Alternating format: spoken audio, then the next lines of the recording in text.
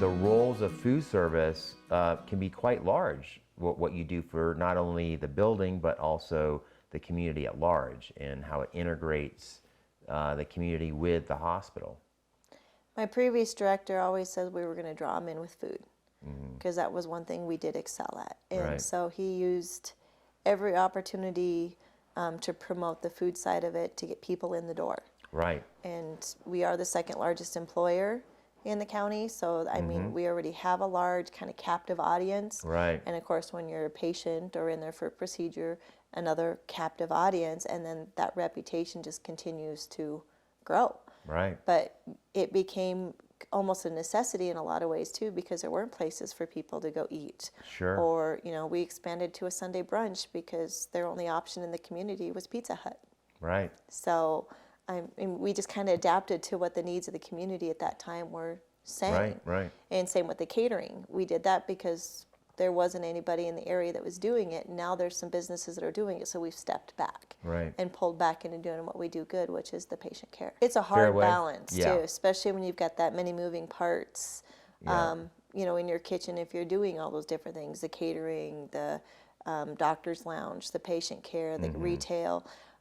What we found worked the best for us was we had specific positions dedicated to that patient care so that we didn't lose that focus.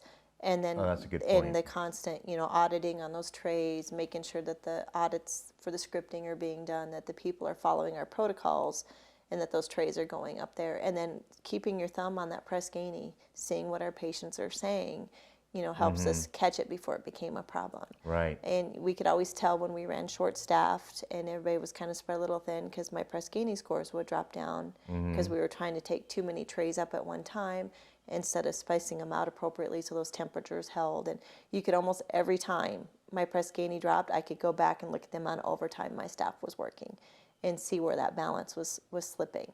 Oh, that's And interesting. so, like, COVID kind of gave us an excuse to cut back in some of those extra areas and pull our focus back to where that priority needed to Right. be. And we're still accommodating the community right now. We're feeding the folks from the senior center because they're under a remodel. Right. So, I mean, we're still doing all that other stuff, but we were able to pull back and really put that focus back on that patient care. And we've seen larger censuses than we've had in the past too. So again, that was kind of a rude awakening to us, like, oh, wow, you know, we're not used to taking care of this many people on the floor, where a lot of times that patient care people was our overflow on the retail side and not the other way around. Right. Now we're pulling from the retail side to keep that patient care where it needs to be.